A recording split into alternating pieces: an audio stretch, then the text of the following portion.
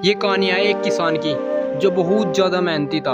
वो बड़ी मेहनत से अपने खेतों में अनाज उगाता था, पर उसकी फसल खराब हो जाया करती थी। जब भी वो फसल उगाता था, कभी तो तेज़ हवा आ जाया करती थी, कभी आंधी आ जाया करती थी, कभी बारिश आ जाया करती थी। किसी भी कारण से उसकी फसल बिल्कुल नष्ट हो जाया करती थी। एक बार वो पेड़ के नीचे बैठा हुआ अपनी नष्ट हुई फसल को देख रहा था और आसमान में लखाते हुए उसे इस वर्ष से कहा कि इंसान तुझे मानते हैं और सर्वज्ञानी मानते हैं और सबसे बड़ा तुझे ही मानते हैं, पर मुझे लगता है तो कुछ भी नहीं है। तुझे तो ये भी नहीं पता कि फसल कैसे उगाई जाती है। अगर तू ये सब जानता तो मेरी फसल कभी भी नष्ट नहीं होती। कभी आंधी आ जाती है, कभी बारिश आ जाती है, कभी कुछ आ जाती है, कभी बाढ़ आ जाती है, मेरी फसल कभी भी नष्ट नहीं होती। अगर तू मान होता तो मेरी फसल कभी भी नष्ट नहीं होती। अगर मैं भगवान होता तो मेरी फसल कभी भी नष्ट नहीं होती। मैं कभी भी आंधी, तूफान और बारिश कभी भी नहीं आने देता। इतने में ऊपर से आवाज़ आती है कि मैं तुझे शक्ति देता हूँ कि तू जैसा चाहेगा वैसा मौसम हो जाएगा। तू किसी भी तरह करके अपनी फसल को बचा सकता है। एक दो दिन गुजर जाने के बाद किसान ने फिर से अपने खेतों में गेहूँ उगाए। किसान के हाथ में तो शक्ति थी, वो जैसा चाहे वैसा कर सकता था।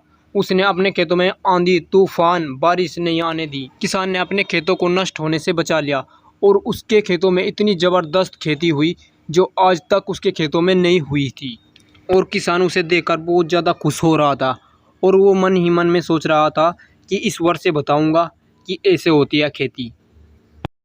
अब किसान की फसल कटने के लिए तैयार हो गई थी तो किसान उन्हें काटने लग गया। जब किसान की नज़र बालियों पर जाती है तो वो देखता है कि बालियों में तो एक भी गेहूं का दाना नहीं है। सारी बालियां अंदर से खाली थी और किसान बड़ा परेशान हो गया। तभी किसान बहुत ज़ोरों ज़ोरों से चिल्लाता है और ऊपर नज़र करके कहता है कि ए भगवान, तूने मुझे कोई सज़ा दी है। तो ऊपर से आवाज़ आती है कि मैंने तुझसे कोई सज़ा नहीं दी है, बल्कि इसके जिम्मेदार तुम खुद हो, क्योंकि तूने अपनी फसल को ना तो संघर्ष करने का मौका दिया और ना ही आंधी से उसे लड़ने का मौका दिया और ना ही बारिश को सहने का मौका दिया। इसी वजह से सारे पौधे अंदर से खोखले रह गए। जब तेज बारिश, तेज धूप और आंधी आती है तभी पौधों को संघर्ष करने का मौका मिलता है और तुझे इनमें से कोई सा भी इनको नहीं दिया। इसीलिए कहते हैं दोस्तों, अगर आपकी लाइफ में दुख है, तकलीफ़ है और बहुत ज़्यादा आप परेशान हो तो इसी के लिए आप बिल्कुल भी दुखी मत होइए, बल्कि आपको खुश होना चाहिए, क्योंकि ईश्वर को पता है कि ये इसकी सीमा पार कर सकता है। इसमें इतनी क्षमता है कि इसे ये पार कर सकता है। एक बार सोच कर देखिए, आपकी लाइफ में अगर प्रॉब्लम ना हो तो जीने में मज़ा नहीं आता।